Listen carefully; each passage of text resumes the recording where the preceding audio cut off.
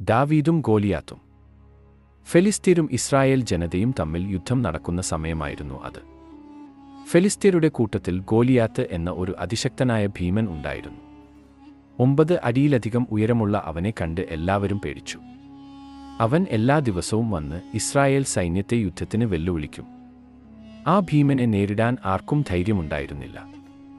ആ സമയത്താണ് ദാവീദ് എന്ന ധൈര്യശാലിയായ ഒരു ഇടയബാലൻ തൻ്റെ സഹോദരങ്ങളെ കാണാൻ സൈന്യത്തിൻ്റെ അടുത്തെത്തുന്നത്. ഗോലിയാത്ത് ദൈവത്തെ നിന്ദിക്കുന്നത് കേട്ടപ്പോൾ ദാവീദിന് സഹിച്ചില്ല. താൻ ഗോലിയാത്തിനോട് യുദ്ധം ചെയ്യാം എന്ന് ദാവീദ് രാജാവിനോട് പറഞ്ഞു. ആളുകൾ അവനെ പിന്തിരിപ്പിക്കാൻ ശ്രമിച്ചു, കാരണം ഗോലിയാത്തിൻ്റെ അടുത്ത് ദാവീദ് ഒരു കുട്ടിയെപ്പോലെയായിരുന്നു. ദാവീദിന് പടച്ചട്ടയോ വാളോ ഉണ്ടായിരുന്നില്ല.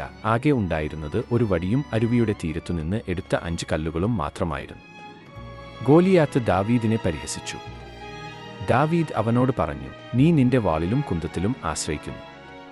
ഞാനോ ദൈവത്തിൻ്റെ നാമത്തിൽ നിന്റെ നേർക്ക് വരുന്നു.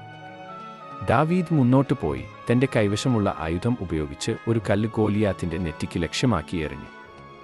ദൈവശക്തിയാൽ ആ കല്ല് കൃത്യമായി തറച്ചു. ഭീമാകാരനായ ഗോലിയാത്ത് നിലംപതിച്ചു. ഗോലിയാത്ത് വീണതോടെ ദാവീദ് ഓടിച്ചെന്ന് അവൻ്റെ വാളെടുത്ത് വിജയം പൂർത്തിയാക്കി. ഇത് കണ്ട് ഫെലിസ്ത്യർ ഓടിപ്പോയി. ഇസ്രായേലിന് വലിയ വിജയം ലഭിച്ചു.